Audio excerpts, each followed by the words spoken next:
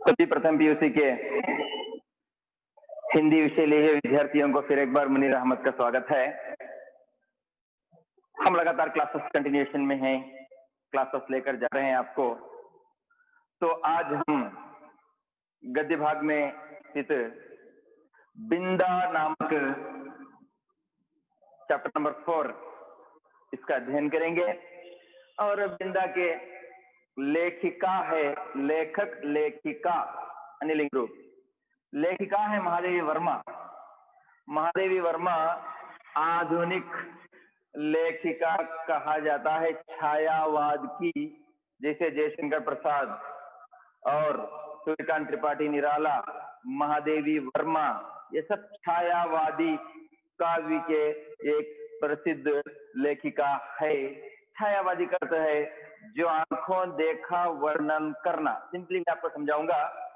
छाया, छाया तो जानते होंगे आप, जो हम रास्ते में चलेंगे धूप के समय, जब हमारी छाया नीचे दिखाई देगी, जैसा हम चलते हैं, जैसा हम हैं, वैसा ही छाया हमारी पड़ेगी, उसे छायावादी कहेंगे। एज इट इज, जो देखा है उसका वर्णन करना। इनका जन्म 1907 में फर्रुखाबाद जिले में हुआ, शायद उत्तर प्रदेश के। और इनकी प्रमुख रचनाएं हैं महादेवी वर्मा की अतीत के चलचित्र, स्मृति की रेखाएं, पथ के साथी, क्षणदा, मेरा परिवार, ये इनके प्रसिद्ध रचनाएं हैं। ये सब रेखा चित्र हैं जो इन्होंने आंखों देखा वर्णन किया गया है। 1983 में यामा नामक संग्रह पर, काव्य संग्रह पर, इनको भारतीय ज्ञानपीठ पुरस्कार प्राप्त है। भारत के संविधान में स्थित, उस समय के मैं बोल रहा हूं, 18 लैंग्वेज के हर एक लैंग्वेज में प्रसिद्ध कृतियां चुनकर, काव्य कृतियां हो या उपन्यास हो, चुनकर हर साल ज्ञानपीठ पुरस्कार को प्रदान किया जाता है। 1983 में यामा नामक काव्य संग्रह पर महादेवी वर्मा को ज्ञानपीठ, भारतीय ज्ञानपीठ पुरस्कार प्राप्त है। तो ये हो गया लेखिका का परिचय। आपको लेसन के अंतर्गत संदर्भ स्पष्टीकरण कीजिए आएगा, तो उसमें आपको इतना परिचय अगर देंगे तो आपको अच्छे अंक मिलेंगे। 3 अंक के लिए संदर्भ स्पष्टीकरण है, तो पूरे 3 अंक आपको मिलेंगे। तो ये बहुत इंपॉर्टेंट है, इसको ध्यान से देखिए। फिर एक बार टेक्स्ट बुक में दिया गया है, इसको आप पढ़िए। अब उसे हटकर आएंगे लेसन की ओर। अभी पाठ का नाम है बिंदा। बिंदा एक लड़की का नाम है जो लेखिका की पढ़ाई के समय उसकी सहेली थी। तो बिंदा का याद लेखिका को क्यों आता है? महादेवी वर्मा एक क्लास चलाती रहती है, उसमें एडमिशन लेने के लिए, उसमें दाखिला लेने के लिए एक सज्जन आते हैं और उस लड़की को लाकर लेखिका के पास एडमिशन कराते हैं और कहते हैं कि इसको एडमिशन कराना है और मेरी दूसरी पत्नी भी है। तो पहली पत्नी की बेटी को उस सज्जन में एडमिशन कराने के लिए आए थे और लेखिका को पता है, एक ही गांव वाले हैं, फर्रुखाबाद के हैं, तो तुम्हें पता है? हाँ ठीक है, पता है। तो तब उस लड़की, सौतेली माँ के अंडर में पालन पोषण हो रहा है उस लड़की का, तो उसकी आंखों में देखकर लेखिका 20 इयर्स बैक, 20 साल पिछले, अपनी क्लासमेट यानी कि साथ में पढ़ने वाली सहेली बिंदा की याद उनको आ जाती है। होता है ना, कभी कभी हमें घर में बैठकर कुछ यादें करते हैं, तो 20 साल पहले अपने फ्रेंड्स की याद आ जाती है हमारे लिए। 10 साल पहले हम किस प्रकार थे, आज किस प्रकार हैं, उस साल की हाल स्थिति, उस साल के टीचर, ये सब अपने मन में उत्सुक पैदा होता है कि पुरानी बातों को याद कर दुख मन को संतोष लाने का एक प्रयोग होता है। ठीक है, मैंने बोर्ड पर आपको केवल 4 चरित्र लिखा है, ज्यादा आएंगे भी नहीं, बहुत इजी लेसन है। बिंदा जो लेखिका और बिंदा बचपन के साथी थे। लेखिका अब बता रही है 20 साल अब पहले की कहानी, और बिंदा की दूसरी माँ है, उसे सौतेली माँ कहेंगे हिंदी में, उसका नाम है पंडिताइन चाची। उसे बिंदा नई अम्मा कहती है, उसको पता नहीं उसकी माँ, उसका जो भी देहांत हो गया लेसन के अंदर आएगा धीरे से। तो लेखिका और बिंदा जब दोनों पढ़ते समय दोनों की मित्रता, और बिंदा पर क्या क्या पंडिताइन चाची उसको कितना टार्चर सताया जाता था उसको इस लेसन में दर्शाया गया है। सौतेली माँ द्वारा सताया जाना, और पंडिताइन चाची को एक बेटा भी है, यानी कि बिंदा का भाई, सौतेला भाई कहेंगे हम। तो ये एक वर्णन, एक गरीब, एक जो बिंदा, उसका एक वर्णन यहाँ इसमें लिया गया है। अब हम देखेंगे कि इस लेसन के अंतर्गत क्या दिया गया है। आपको पेज नंबर 32 में डायरेक्ट लेसन की ओर देखेंगे। अब लेखिका चेयर पर बैठी है, उसके पास एडमिशन के लिए कोई आए हैं, पेरेंट आए हैं। सदीथ सी आंखों वाली उस दुर्बल छोटी और अपने आप ही सिमटी सी बालिका पर दृष्टि डालकर मैंने सामने बैठे सज्जन को उनका भरा हुआ प्रवेश पत्र लौटाते हुए कहा, आपने आयु ठीक नहीं भरी है। एडमिशन के लिए आए हैं, लेकिन एप्लीकेशन, आवेदन पत्र यानी कि प्रवेश पत्र, एडमिशन लेटर जो है उसमें फुलफिल किया है, लेकिन जो डेट ऑफ बर्थ लिखे हैं वो गलत था। अब वो क्या कहते हैं, ठीक कर दीजिए नहीं तो पीछे कठिनाई पड़ेगी। आप जो डेट ऑफ बर्थ है उस लड़की का, उस एडमिशन के लिए आए हैं, वो सही से लिख कर दे दो, नहीं तो शायद फ्यूचर में उसको कठिनाई होगी। नहीं, यह तो गत आषाढ़ में 14 की हो चुकी है।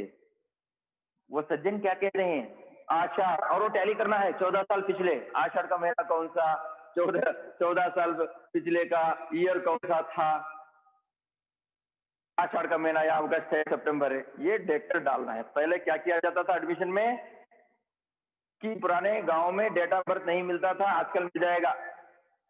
15, 20, 25 साल पहले कोई म्युनिसिपालिटी से हो या कोई ग्राम पंचायती से हो, डेट ऑफ बर्थ नहीं मिलता था, हाथ को इस प्रकार करेंगे बस, ओ ठीक है फर्स्ट स्टैंडर्ड एडमिशन। लेकिन आजकल डेट ऑफ बर्थ के जरिए 2.5 साल के बच्चे को क्लास में ले लेंगे। गत आषाढ़, जो पास्ट गुजरा हुआ आषाढ़ में ये लड़की 14 साल की हो गई है। सुनकर मैंने कुछ विस्मित भाव से अपनी उस भावी विद्यार्थिनी को अच्छी तरह देखा, जो 9 वर्षीय बालिका की सरल चंचलता से शून्य थी और 14 वर्षीय किशोरी के सलज उत्साह से अपरिचित। वेरी वेरी इंपॉर्टेंट सेंटेंस देखिए, सज्जन बता रहे हैं जो एडमिशन को लाए हैं उस लड़की को 14 साल हुए हैं, लेकिन लेखिका को ऐसा लग रहा है उस लड़की को 14 साल नहीं, 14 साल ठीक है, लेकिन फिजिकली कंडीशन, उसकी शारीरिक दृष्टि से वो लड़की 14 साल की नहीं दिख रही है, वो दिख रही है 9 साल की, 5 साल कम की दिख रही है, क्योंकि उसको सौतेली माँ पाल रही है। ये बिंदा नहीं है, ये जो एडमिशन को आए हैं वो अलग है। अब आगे देखिए नेक्स्ट पैरा में, 14 साल की लड़कियां क्या है, जब टीचर के सामने आती हैं तो शर्मती हैं, उसकी उम्र पूछती हैं तो शर्मती हैं, लेकिन उसको सलज यानी कि लज्जा, शर्म, लेकिन कोई शर्म नहीं है उस लड़की के मन में, लेकिन अब वो लग रही है 9 साल की। नेक्स्ट प्यारा, उसकी माता के संबंध में मेरी जिज्ञासा स्वागत न रहकर स्पष्ट प्रश्न ही बन गई होगी, क्योंकि दूसरी ओर से कुछ कुंठित उत्तर मिला। ये समझ रहे कि उसकी माता का नाम क्या है, पूछना चाहिए था लेखिका को उस सज्जन के पास, लेकिन उन्होंने ही उत्तर दिया, मेरी दूसरी पत्नी है। कौन सी पत्नी? दूसरी पत्नी है। और आप तो जानती ही होंगी, आप तो जानते होंगे मेरी दूसरी पत्नी है।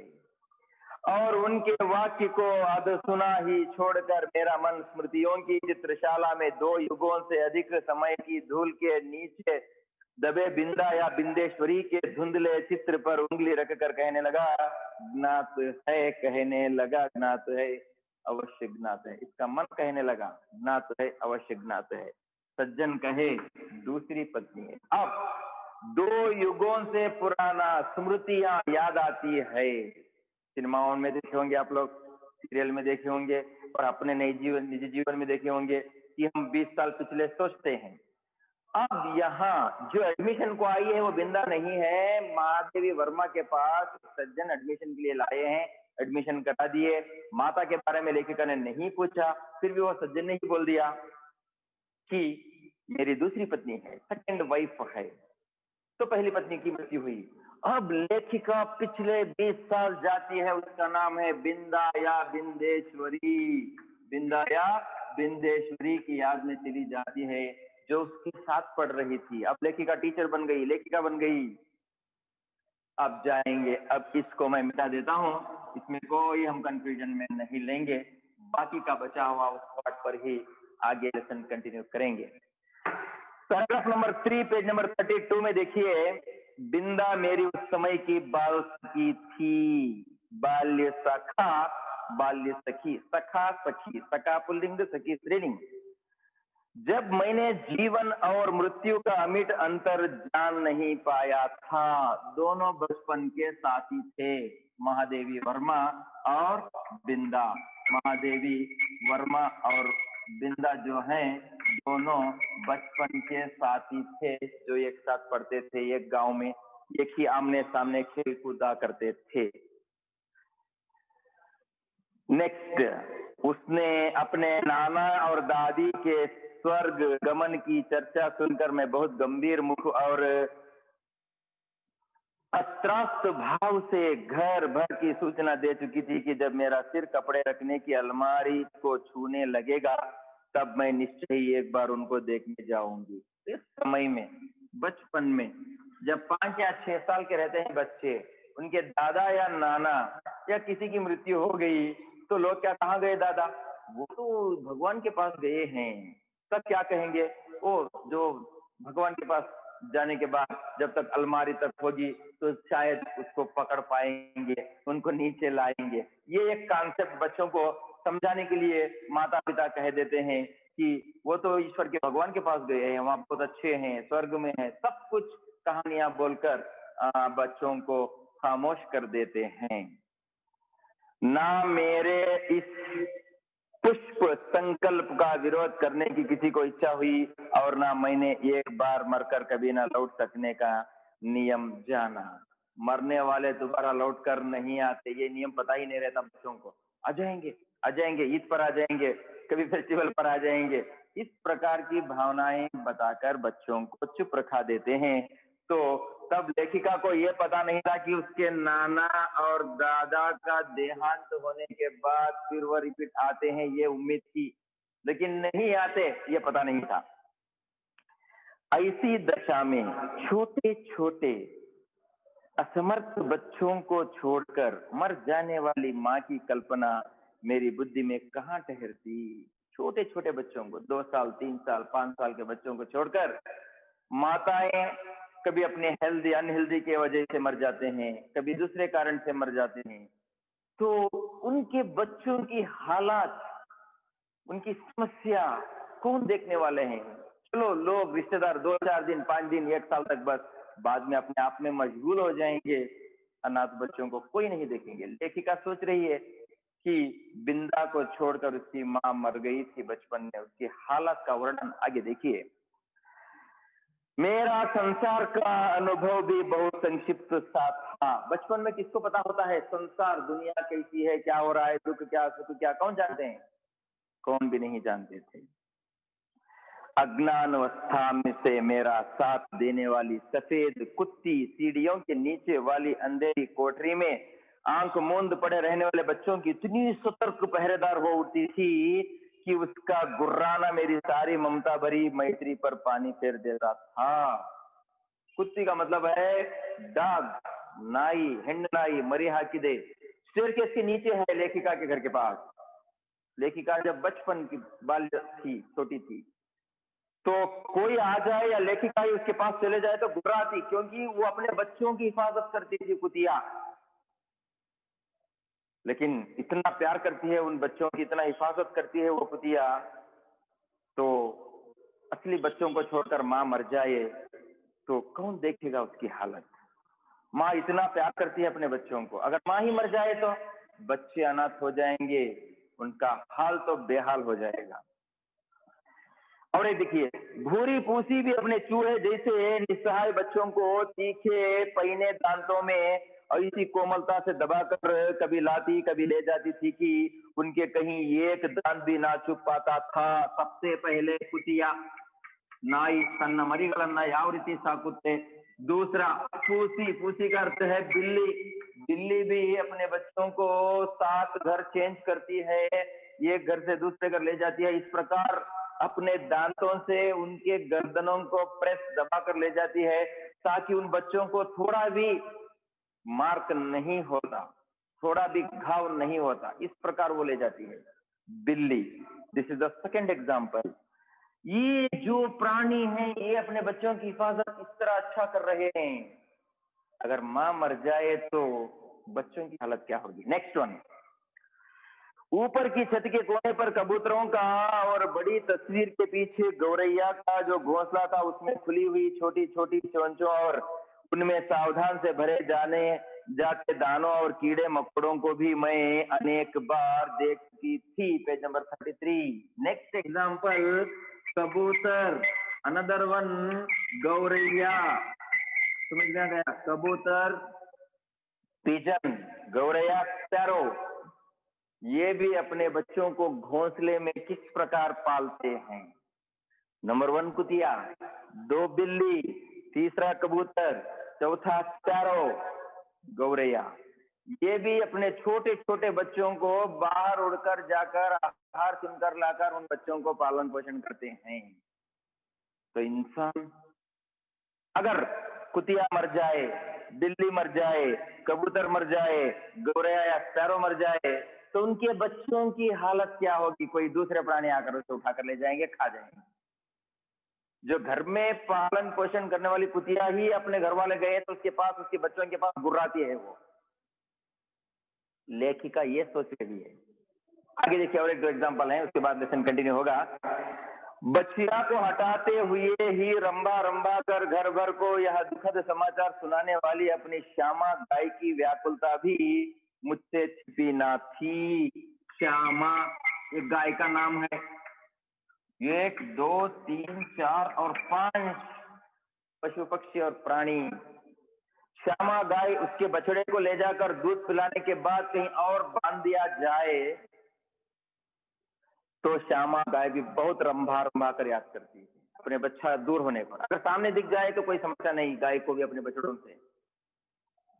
नेक्स्ट, एक बच्चे कंधे से चिपकाए और एक की उंगली पकड़े हुए जो भिखारिन द्वार द्वार फिरती थी वह भी तो बच्चों के लिए ही कुछ मांगती रहती थी। Next example, भिखारिन।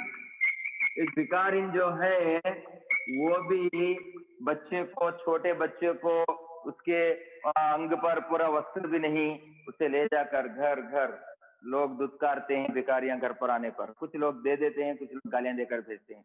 फिर भी किस लिए वो गालियां भी सहकर जो कुछ लोग दिए उनके पास भी कुछ पैसा लेकर अपने बच्चों का पालन पोषण करने के लिए वो भीख मांगती रहती है। जितने भी एग्जाम्पल बोर्ड पर लिखे गए हैं ये सब अपने बच्चों के लिए करते हैं। अगर ये ही मर जाए तो वो अनाथ हो जाने पर क्या होगा उनका हाल।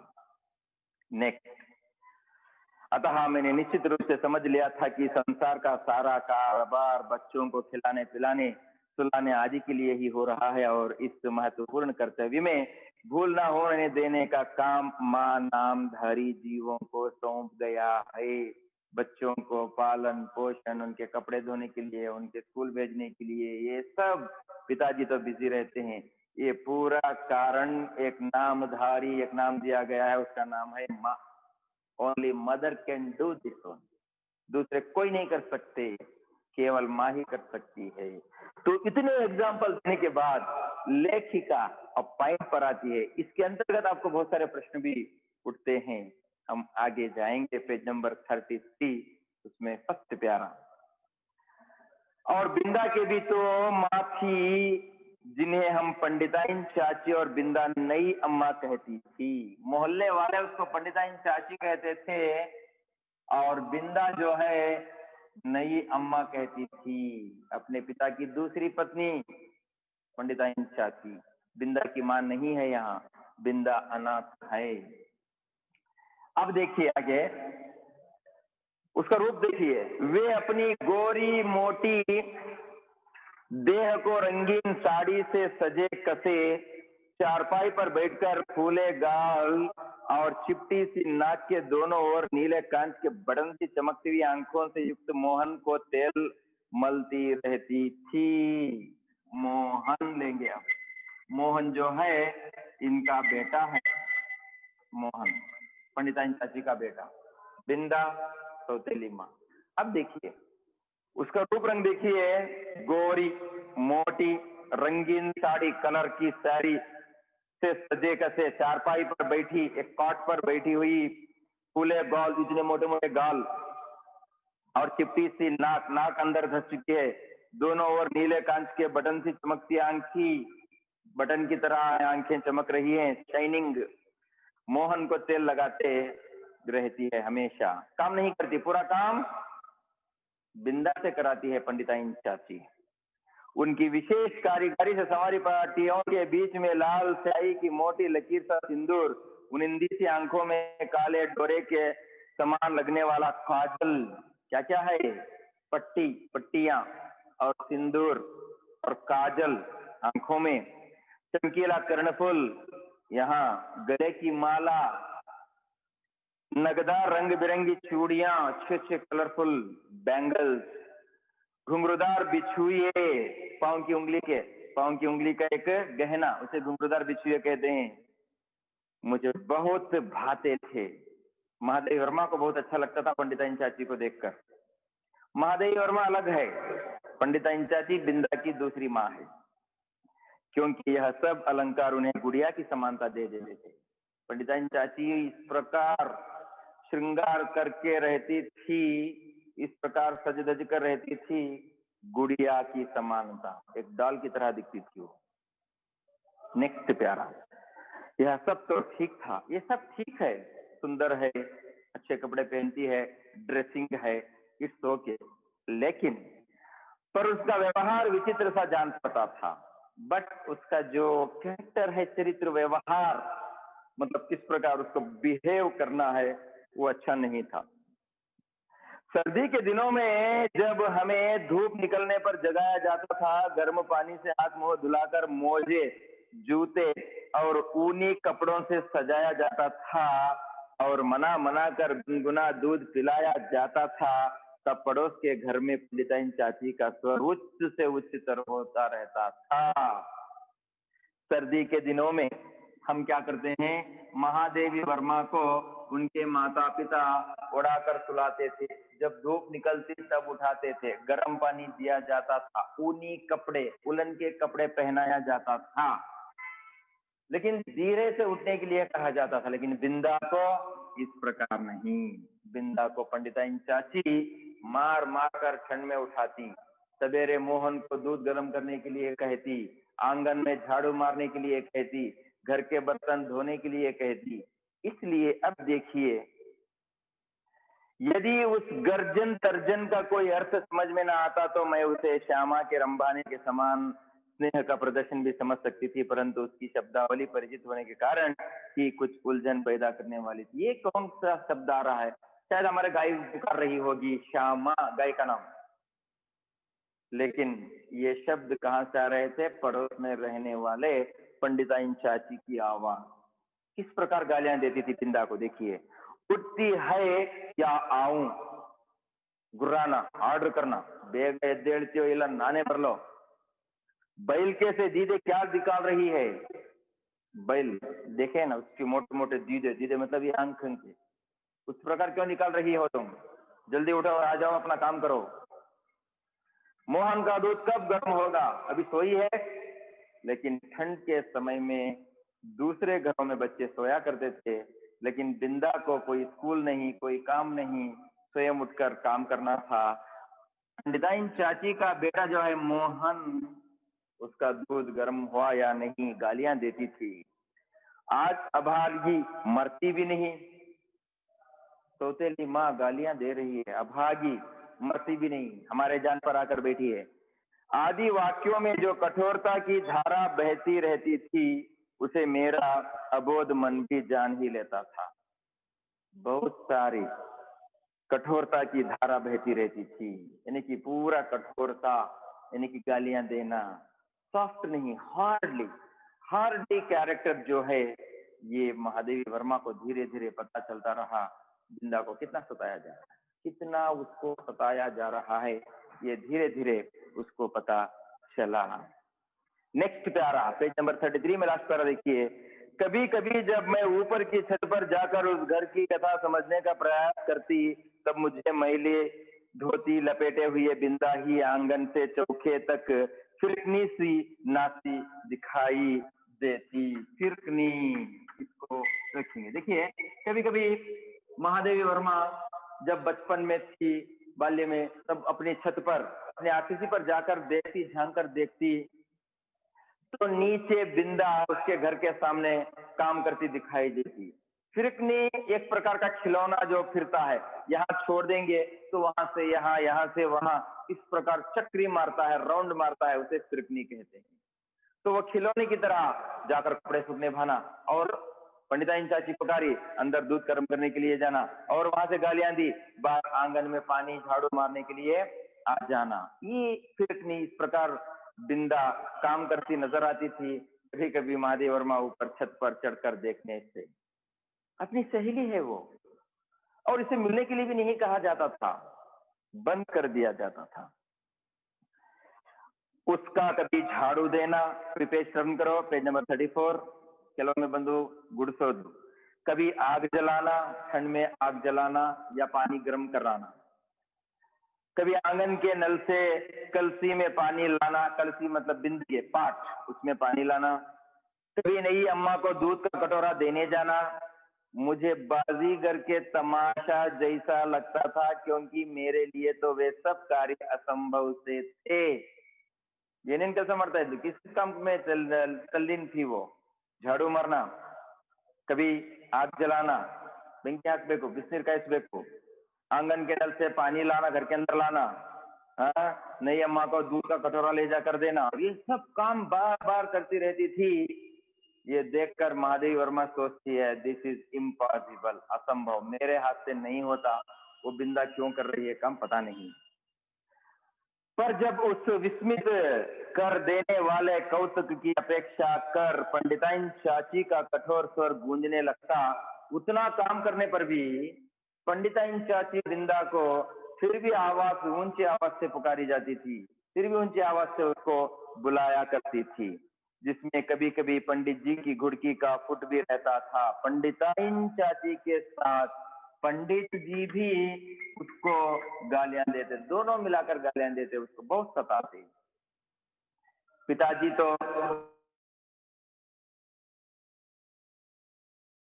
भी नहीं चुप रहते थे, उससे काम करवाते थे। नेक्स्ट,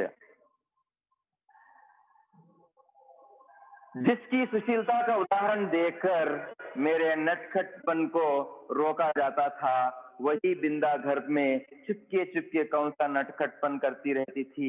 इसे बहुत प्रयत्न करके भी मैं ना समझ पाती थी, ये कौन सा नाटीपन। बच्चों को क्यों मारते हैं? गलतियां करने पर बच्चों को पिताजी थोड़ा सा मारते हैं, लेकिन वहां काम करने पर भी उसको मार पड़ती थी। नेक्स्ट, मैं एक भी काम नहीं करती थी और रात दिन ऊधम मचाती रहती, पर मुझे तो माँ ने ना मर जाने की आज्ञा दी और ना आंखें निकाल देने का भय दिखाया। मैं तो कोई काम नहीं करती थी, 12-13 साल हो गए मुझे, महादेवी वर्मा कहती है, लेकिन मुझे माँ ने कोई मारने मरने की धमकी दी है, ना कोई आंख निकालने की धमकी। लेकिन बिंदा को बहुत सताया जा रहा है, ये ऊपर से देखती है महादेवी वर्मा, उसके मन में दया पैदा हो जाती है महादेवी वर्मा के। अब देखिए आगे, एक बार मैंने पूछा भी, महादेवी वर्मा बिंदा से पूछती है, महादेवी वर्मा क्या, महादेवी वर्मा अपनी माँ से पूछती है, सॉरी बिंदा से बाद में नेक्स्ट पैरा में, क्या पंडिताइन चाची तुम्हारी तरह नहीं है? पंडिताइन चाची तुम्हारी तरह क्यों नहीं है? तुम इतना साफ हो, पंडिताइन चाची तो इतना हॉर्डली बिहेव करती है। माँ ने मेरी बात का अर्थ कितना समझा यह तो पता नहीं। उनके संक्षिप्त हैं से ना बिंदा की समस्या का समाधान हो सका और ना मेरी उलझन सुलझ पाई। उलझन, डाउट, समस्या ये समझ नहीं पाई। माँ ने है इतना ही बता दिया। माँ ने ये नहीं कहा नहीं नहीं पंडिताइन चाची वो तो बहुत बातें करती है, वो तो बिंदा को मारती है, लड़ती है, झगड़ती है, काम करने पर भी बहुत उसको सताती है, ये नहीं कहा। हाँ मेरी तरह ही है, इतना ही कहा। लेकिन है से महादेव वर्मा के प्रश्न का उत्तर माँ से ठीक नहीं निकला।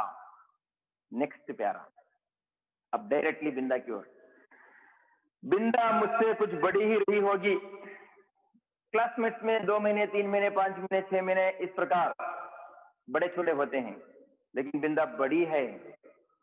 परंतु उसका नाटापन देखकर ऐसा लगता था मानो किसी ने ऊपर से दबाकर उसे कुछ छोटा कर दिया हो। नाटापन, शार्ट, कुल्ली। लेकिन ये देखकर ऐसा लगता था कि किसी ने ऊपर से उसको क्या है, दबा दिया होगा। 2 पैसों में आने वाली खंजड़ी के ऊपर चढ़ी हुई झिल्ली के समान पतले चर्म से मड़े और भीतर की हरी हरी नसों की झलक देने वाले उसके दुबले हाथ पैर न जाने किस अज्ञात भय से अवसन्न रहते थे। अब देखिए यहां बता गया है बहुत उसका चरित्र बिंदा का।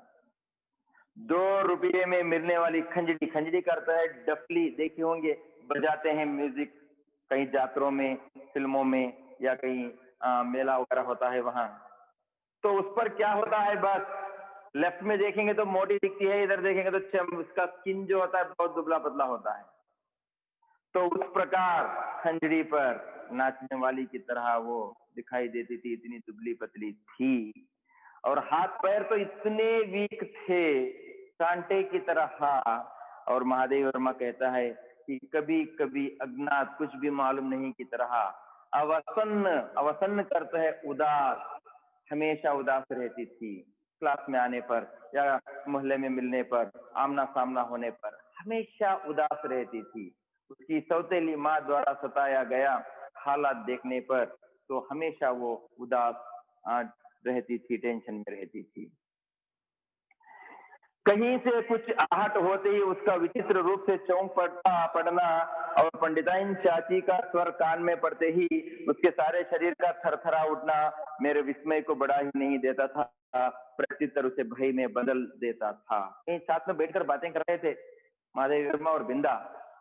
क्या होता, कोई आहट, आहट का मतलब है कोई साउंड आते ही डर जाती, एकदम बिचक जाना। क्यों? क्योंकि पंडिताइन चाची कहीं आ जाए, पंडिताइन चाची आकर इसको डांट दे या मार दे, मार मार के उसको दुबला पतला बना दी है। नेक्स्ट, और बिंदा की आंखें तो मुझे पिंजड़े में बंद चिड़िया की याद दिलाती थी। एक क्वेश्चन का आंसर भी है, बिंदा की आंखें किस प्रकार, पिंजड़े में बंद चिड़िया। पिंजरे में अगर चिड़िया को बंद कर दिया जाए तो उड़ नहीं सकती, किस प्रकार हर तरफ देखती है आंखें इधर उधर फास्टली, उसकी याद आती थी। नेक्स्ट प्यारा, ये एक बार जब 2-3 करके तारे गिनते गिनते उसने एक चमकीले तारे की ओर उंगली उठाकर कहा, वह रही मेरी अम्मा। तब तो मेरे आश्चर्य का ठिकाना ना रहा। तब तक महादेव वर्मा को पता ही नहीं कि बिंदा की दूसरी माँ अब जो है वो है और बिंदा की पहली माँ मर चुकी है, तब तक पता नहीं था। ऐसा ही शाम से दोनों मिलते वक्त आसमान में उभरे हुए तारों की ओर बिंदा देखती है, 1 2 3 गिनते हुए उसके बगल वाले तारे, वो रही मेरी अम्मा। अब देखिए आश्चर्य होता है महादेव वर्मा को, क्या सबकी एक अम्मा तारों में होती है और एक घर में?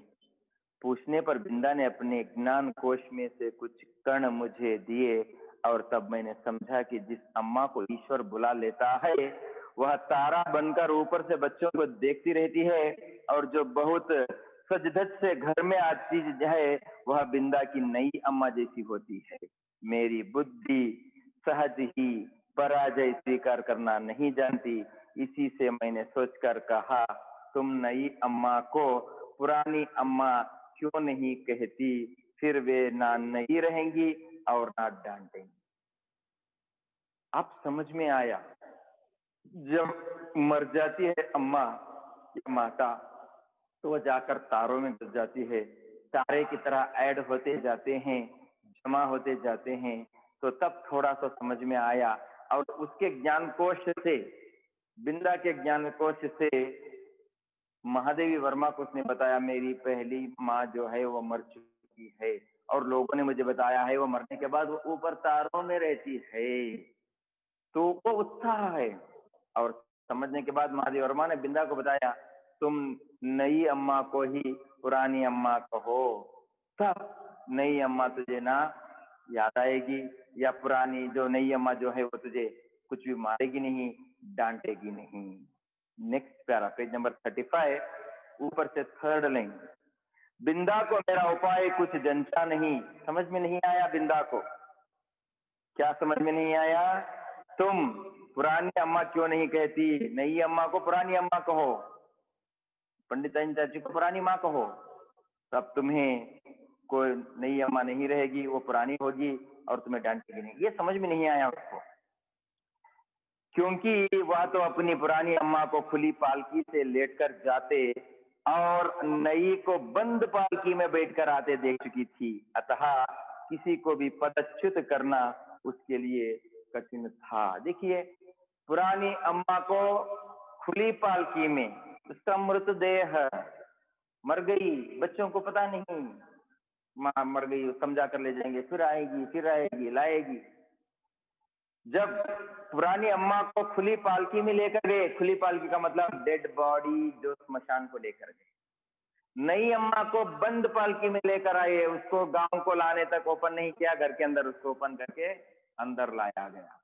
ये ही कॉन्सेप्ट है बिंदा के मन में। तो पुरानी अम्मा खुली पालकी में गई, नई अम्मा बंद पालकी में आई। इससे किसी को भी पदच्युत या पद से हटाना, यानी कि नई अम्मा पुरानी अम्मा, इससे कोई हटाना संभव नहीं था। नेक्स्ट पैरा में देखिए, पर उसकी कथा से मेरा मन तो सचमुच आकुल हो उठा। अतः उसी रात को मैंने माँ से बहुत अनुनय पूर्वक कहा। उसी रात को चली गई महादेवी वर्मा। महादेवी वर्मा उसकी माँ से पूछती है, तुम कभी तारा ना बनना, चाहे भगवान कितना ही चमकीला तारा बनाए, क्योंकि बिंदा की पुरानी अम्मा तारा बन गई है। लोगों ने उसको समझाया है बस, तुम कभी तारा ना बनना। और कहती है, माँ बेचारी मेरी विचित्र मुद्रा पर विस्मित होकर कुछ बोल भी ना पाई थी कि मैंने अवकुंठित भाव से अपना आशय प्रकट कर दिया। विचित्र मुद्रा, मुद्रा का मतलब है मुख, विचित्र मुद्रा पर मैंने ये कहा दिया, नहीं तो पंडिताइन चाची जैसी नई अम्मा पालकी में बैठकर आ जाएगी और फिर मेरा दूध, बिस्कुट, जलेबी सब बंद हो जाएगी और मुझे बिंदा बनना पड़ेगा। महादेवी वर्मा बिंदा की कहानी सुनकर अपनी माँ के पास जाकर कहती है कि तुम कभी चमकीला तारा ना बनना। अगर तुम तारा बन गई, मतलब मर गई, इसके बारे में तारा है बस, तो मुझे बिस्कुट, जलेबी, चॉकलेट कुछ भी नहीं मिलेगा, सब बंद हो जाएगा। बिंदा की तरह नई अम्मा आ जाएगी, बिंदा की माँ की तरह, तो मुझे बहुत तकलीफ देगी। माँ का उत्तर तो मुझे स्मरण नहीं, उसने क्या उत्तर दिया वो लेखिका को याद नहीं है 20 साल पहले, पर इतना याद है कि उस रात उसकी धोती का छोर मुट्ठी में दबाकर ही मैं सो पाई थी। भय आगुत्तल्वा ಹೆದರಿಕೆ के आधा का रात्र मलगिದಾಗ चिक मकलो। समझ में आ गया? वो जो है धोती का छोर जो पहनते हैं कपड़े या साड़ी, उसका छोर एड्ज लेकर तो दबाकर ही सोई थी, डर कर सोई थी। उस रात को सो गई थी महादेवी वर्मा अपनी माता के पास। अब देखिए, बिंदा के अपराध तो मेरे लिए अज्ञात थे। बिंदा क्या गलतियां करती थी, ज्ञात अज्ञात, ज्ञात मालूम होना, अज्ञात ना मालूम होना। पर पंडिताइन चाची के न्यायालय से मिलने वाले दंड के सब रूपों में से परिचित हो चुकी थी। पंडिताइन चाची का न्यायालय मतलब ये कोई कोर्ट नहीं है। पंडिताइन चाची का कोर्ट कौन सा है? उसका घर है। काम करने पर भी बिंदा को मार रही थी। क्या क्या तकलीफें, किस किस प्रकार के उसको गालियां पड़ती थी, इससे तो वो परिचित थी। गर्मी की दोपहर में मैंने बिंदा को आंगन की जलती धरती पर बार बार पैर उठाते और रखते हुए घंटों खड़े देखा था। क्या क्या पनिशमेंट देती थी पंडिताइन चाची बिंदा को। बार बार पैर उठाते और रखते हुए घंटों खड़े देखा था। चौके के कंबे से दिन दिन भर बांधा पाया था और भूख से मुरझाए मुख के साथ पहरों नहीं अम्मा और खटोले में सोते मोहन पर पंखा झलते देखा था। क्या क्या काम कर रही थी। सबसे पहले उसको धूप में जलना पड़ता था। काम खंबे पर जो पोल होता है इलेक्ट्रिक पोल उसमें बांध दिया जाता था। मोहन को बार बार उसको क्या है दूध गर्म कर देना पड़ता था। पहरों तक खटोले में सोते मोहन पर पंखा, खटोले का मतलब है खाट, उसको सोए हुए मोहन को पंखा करना था। ये सब काम, ये सब पनिशमेंट बिंदा को देती थी सौतेली मां पंडिताइन चाची। उसे अपराध का ही नहीं, अपराध के अभाव का भी दंड सहना पड़ता था। इसी से पंडिताइन जी की थाली में पंडिताइन चाची का ही काला मोटा और घुंघराला बाल निकलने पर भी दंड बिंदा को मिला। देखिए अपराध का भी, अपराध ना करने का भी। पंडिताइन चाची का बाल घुंघराला बाल, घुंघरू बाल जो खाने की थाली में स्वयं पड़ जाता था, भूलकर बिंदा अगर कुछ लाकर उसको थाली में दे देती, उस थाली में बाल देख दिया तो बिंदा को मार पड़ता, बिंदा को पनिशमेंट देती थी। उसके छोटे छोटे हाथों से धुल ना सकने वाले उलझे तेलहीन बाल भी अपने स्वाभाविक भूरेपन और कोमलता के कारण मुझे बड़े अच्छे लगते थे। देखिए छोटे छोटे हाथों से धुल ना सकने वाले, कभी भी वो वॉश नहीं करती थी बिंदा। महादेव वर्मा को अच्छा लगता था वो। उलझे तेलहीन बाल, कभी भी सिर को तेल नहीं लगाया। पंडिताइन चाची उसको तेल नहीं देती थी। इस प्रकार के अपराध पंडिताइन चाची करती थी, लेकिन दंड बिंदा को मिलता था। नेक्स्ट, जब पंडिताइन चाची की कैंची ने उन्हें कूड़े के ढेर पर बिखरा कर उनके स्थान को बिल्ली की काली धारियां जैसी रेखाओं से भर दिया तो मुझे रुलाई आने लगी। पर बिंदा ऐसे घटी रही, बैठी रही मानो सिर और बाल दोनों नहीं अम्मा के ही हो। एक दिन क्या किया, अगर बिंदा के बाल गड़ गए तो तेल देना पड़ता है उसको, उसको कंघी करना पड़ता है। लेकिन ये क्या कर दी, कैंची मंगवाई और बिंदा के सारे बाल कटवा दी, काट दी। और बिंदा ऐसी रही कि शायद ये सर बाल सब पंडिताइन चाची के ही हैं। इस प्रकार बैठी रही। इस प्रकार के एक अपराध को वह सहती थी। बिंदा को बहुत तकलीफ होती थी उस घर के अंतर्गत।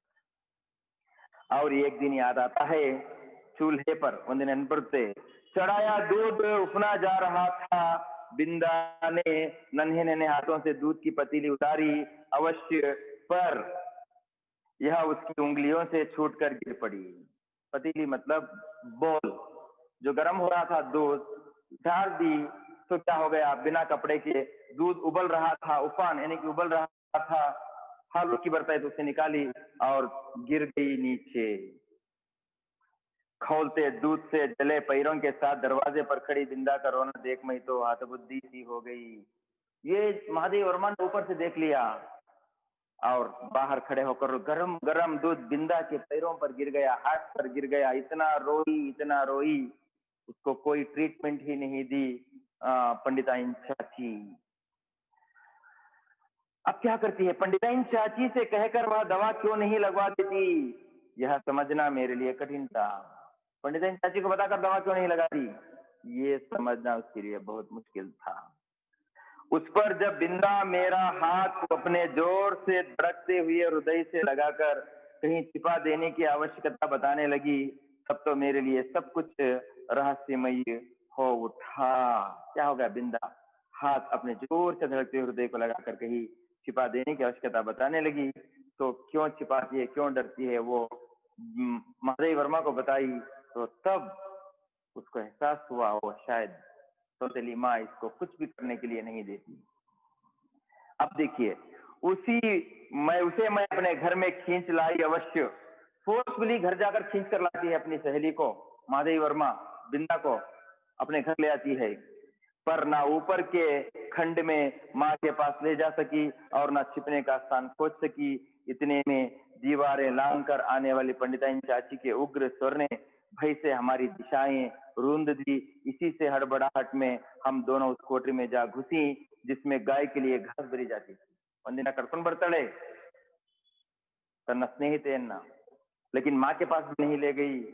और देखती है कि एकदम चाची आ गई और बचने के लिए कहाँ गए, जो गाय को घास इकट्ठा करते हैं उस घास के अंदर जाकर छिप गए और पंडिताइन चाची को ये दोनों नहीं मिले। अब देखिए आगे, मुझे तो घास की पत्तियां भी चुभ रही थी। पंडिताइन चाची को एक क्वेश्चन है, क्या चुभ रही थी? घास की पत्तियां, घास हुल्लू जो गायों को डाला जाता है उसकी पत्तियां चुभ रही थी। कोठरी का अंधकार भी कष्ट दे रहा था। आजकल की तरह लाइटिंग नहीं थे, अंधकार अंधेरा था, पर बिंदा अपने जले पैरों को घास में छिपाए और दोनों ठंडे हाथों से मेरा हाथ दबाए ऐसे बैठी थी मानो घास का चुभता हुआ ढेर रेशमी बिछौना बन गया हो। तो इस प्रकार बिंदा को लग रहा था कि घास का चुभता हुआ सब कुछ जो ढेर है यही पूरा ये कोई एक बिछौना, कोई एक बेड की तरह लग रहा था उनको। दोनों वहीं सो गए।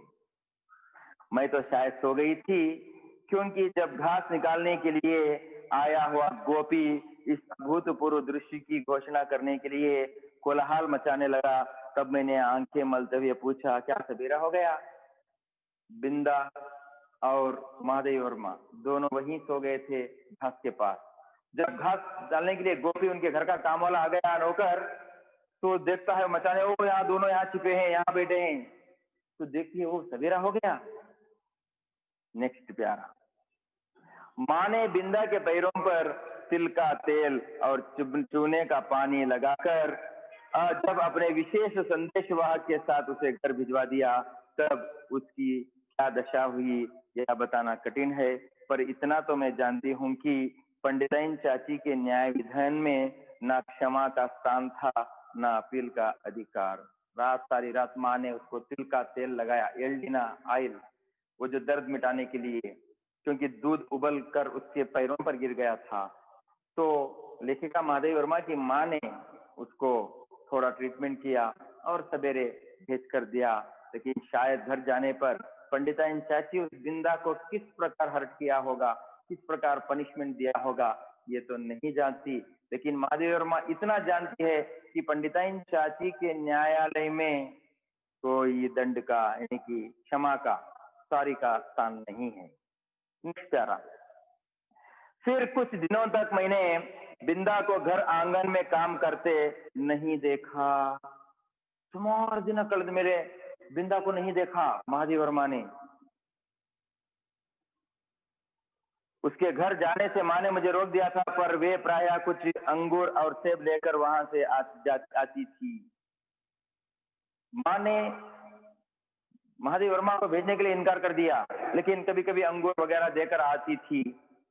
बहुत खुशामद करने पर रोहिया ने बताया कि उस घर में महारानी आई है। किस घर में? बिंदा के घर में महारानी आई है। महारानी कौन है? महारानी कोई रानी नहीं है। चेचक, चिकन पॉक्स, उस समय में चिकन पॉक्स हो जाते तो महारानी, उसको नाम नहीं देते थे बीमारी का, महारानी कहा जाता था। कि रुखिया एक सहेली है, उसको पूछने पर महादेवी वर्मा ने, रुखिया ने बताया कि उस घर में महारानी आई है, इसलिए वो अंदर ही रहती है, बाहर नहीं है। वो स्प्रेड होती है बीमारी, चिकन पॉक्स, स्मॉल पॉक्स, ये जो होते हैं स्प्रेड होती है, इसलिए उसको घर में बिठाया है। अब देखिए, क्या वे मुझसे नहीं मिल सकती? पूछने पर वह मुंह से कपड़ा ठोस कर हंसी रोकने लगी। जब मेरे मन का कोई समाधान ना हो सकता तो मैं एक दिन दोपहर को सबकी आंखें बचाकर बिंदा के घर पहुंची। ಒಂದಿನ ಎಲ್ಲರನ್ನು ನೋಡಿ ಕದ್ದು ಮುಚ್ಚಿ बिंदा ಮನೆಗೆ ಹೋಗ್ಬಿಡ್ತಾಳೆ महादेवी वर्मा, चली जाती है। नीचे के सुनसान खंड में बिंदा अकेली एक खाट पर पड़ी थी। नीचे के हाल में खाट पर केवल अकेली पड़ी है। उसको खाना नहीं, ट्रीटमेंट नहीं, दूध नहीं, पानी नहीं, कुछ भी नहीं। बिंदा अकेली पड़ी है। ये जाती है महादेवी वर्मा, देखिए अपनी सहेली को, आंखों खड्डे में धंस गई है, आंखें सब अंदर चली गई हैं। मुख दानों से भरकर न जाने कैसा हो गया था। और मैली सी चादर के नीचे छिपा शरीर बिछोनों से भिन्न ही नहीं जान पड़ता था। सारा मुख दानों से, वो चिकन पॉक्स होता है ना, वो सीड्स की तरह, दानों की तरह हो गया था। लेकिन बहुत हालत उसकी बेहाल हो चुकी थी। डॉक्टर दवा की शीशियां सिर पर हाथ फेरती हुई माँ और बिछोने के चारों चक्कर काटने हुए बाबूजी की बिना में ही बीमारी का अस्तित्व है, यह मैं नहीं जानती थी।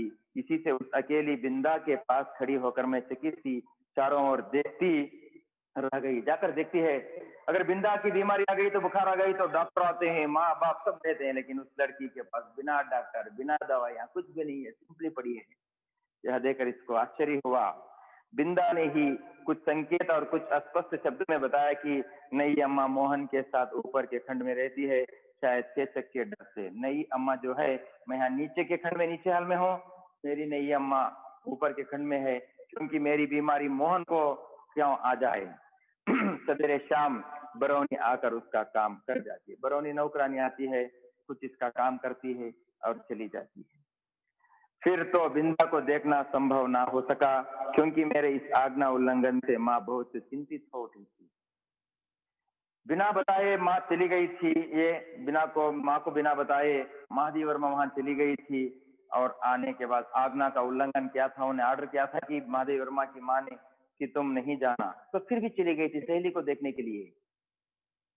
नेक्स्ट तरह देखिए, एक दिन सवेरे ही रुखिया ने उससे न जाने क्या कहा कि वे रामायण बंद कर बार बार आंखें पोंछती हुई बिंदा के घर चल दी। जाते जाते वे मुझे बाहर न निकलने का आदेश देना नहीं भूली थी।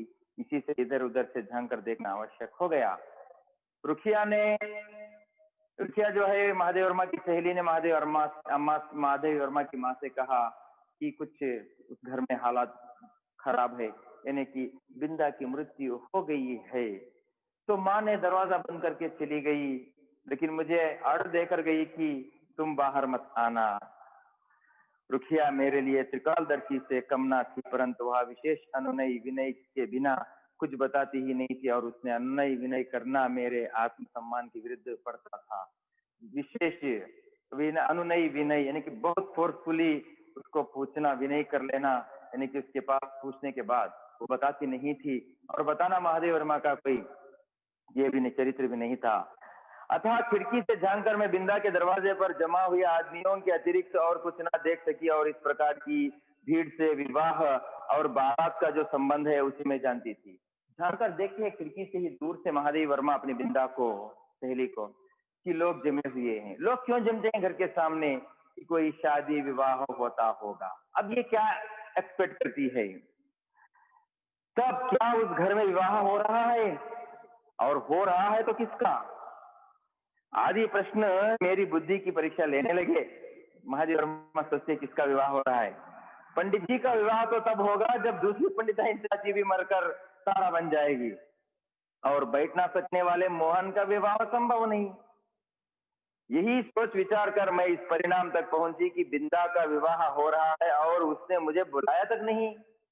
पंडित भी शादी नहीं होंगे, क्योंकि पंडिताइन चाची जिंदा है, मोहन बच्चा है, और इसको ये डाउट आया कि बिंदा ही शादी हो रही है, मुझे बुलाया तक नहीं।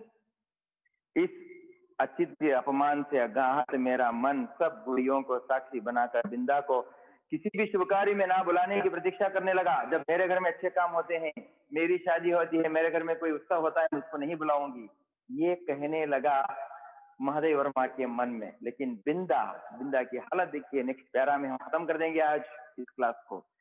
कई दिन तक बिंदा के घर झांक झांक कर जब मैंने माँ से उसके ससुराल से लौटने के संबंध में प्रश्न किया, तब पता चला कि वह तो अपनी आकाशवासिनी अम्मा के पास चली गई। क्या बिंदा आई उसके अपने ससुराल से? नहीं। बहुत दिनों के बाद मालूम हुआ कि बिंदा भी मर चुकी, वह अपनी माँ के पास चली गई। जो तारा गिनती थी उसके बगल में वह भी रह गई। उस दिन से मैं प्राय चमकीले तारे के आसपास फैले छोटे तारों में बिंदा को ढूंढती रहती, पर इतनी दूर से पहचानना क्या संभव था। तब से वो देखिए, वो मेरी सहेली भी मृत्यु हो गई, उसकी भी, वो भी तारा बनकर आसमान मर चले गई। Next page number 38, last 2 line. तब से कितना समय बीत चुका है, 20 ईयर्स डाक गई थी ये, पर बिंदा और उसकी नई अम्मा की कहानी शेष नहीं हुई। जो इसकी जिंदगी में जो बिंदा और उसकी नई अम्मा की स्टोरी थी, वो भूली नहीं महादेवी वर्मा, आज पर याद करती है, ताकि उसके सामने एक नए सज्जन उसकी दूसरी पत्नी की बेटी को एडमिशन के लिए आए, तो ये सारे 20 साल पहले वाली कहानी बिंदा की यहाँ महादेव वर्मा ने हमें सुनाई दी। पर बिंदा और उसकी नई अम्मा की कहानी शेष नहीं हुई, कभी हो सकेगी या नहीं इसे कौन बता सकता है। इस प्रकार की दुर्घटना, बिंदा पर सताया जाना, बिंदा की बीमारी पर कुछ ट्रीटमेंट ना दिया जाना, दवाई ना दिया जाना, ये सब याद करके आज भी महादेव वर्मा का मन घबराता है। होप आपको यह समझ में आया होगा। बहुत अच्छा लेसन था, एक बार आप पढ़ो, इसके प्रश्न उत्तर भी आप पढ़ो, बहुत आसान है, लेकिन अच्छी तरह पढ़ो। आप किसने किससे कहा, लिंग वचन सब कुछ इसके अंतर्गत आपको मिल जाएगा। तो ठीक है, जो अब तक आप बैठे और क्लास को सुना, आप सबको मैं धन्यवाद देता हूँ। Thank you very much.